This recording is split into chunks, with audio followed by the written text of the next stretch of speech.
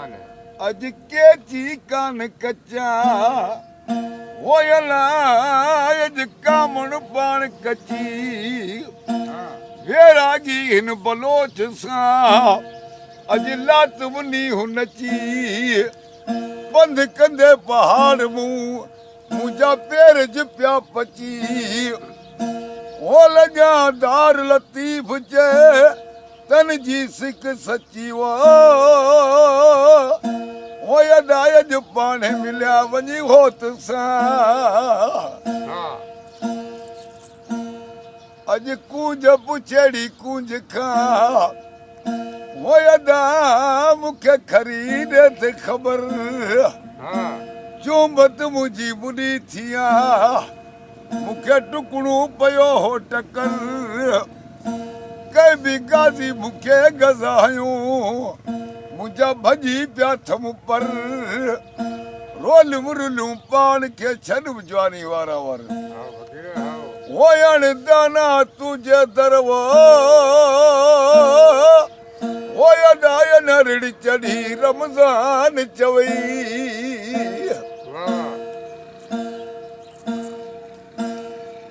ओ yellow म्या yellow म्या yellow म्या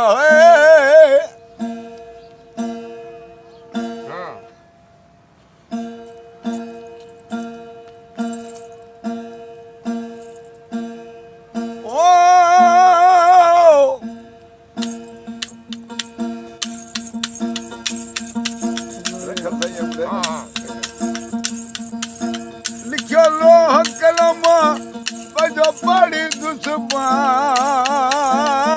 वो लिखो लोह कलम बजो पड़ी दुश्मन अदा अंग अजल जो मारो चल बोले अदा लोह कलम लिखो लोह कलम जो बड़ी दुश्मन हे अंग अदल जो मारो चल बोले अल्लाह वो लोह कलम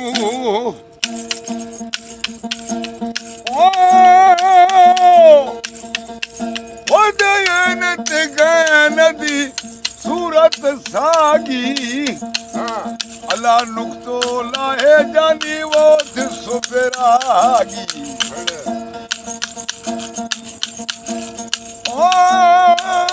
la la la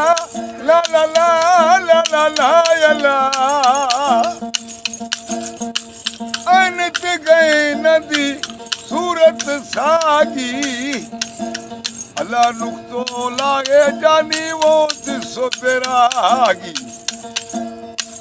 ला दवारा वनी तिठुम वथान है इश्क अंदर में लातिया होली वो लोग कलम वो लिखो लोह कलम जो बड़ी दुश्मन है अंग अदल जो मारो चल बोले अल्लाह लोह कलम ओ इश्क अची जानी उल मौलायो अल्लाह सोज संभल जे बो दूध दुखायो इश्क अची जानी उल मौलायो अल्लाह सोज संभल जे वो दूध दुखायो वो जाम हरी तुझा पिया थी उन्यार हे वनाने यकरब बात मुझोलिया लोग कलम जो लोह कलम पंजो बड़ी दुश्मन अंग अदल जो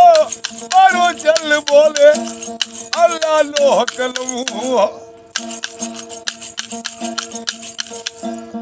वो रखल तुझा गालियूं गायूं जादे कादे सही वो मिलियूं वधायूं सूफ़ी तुझा ॻाल्हियूं ॻायूं जाॾे काॾे साईं वो मिलियूं वधायूं वो वसन अरबी तुझा उहे त वधार वसन ढोलण तुझा उहे त वधार छपर छॾे मां ॾींदुसि छोली वो लोग कलूं छोलो हकलूं पंहिंजो बड़ी दुश्मन अंग अदल जो मारो चल बोले अल्लाह लोह कलूं हनुमान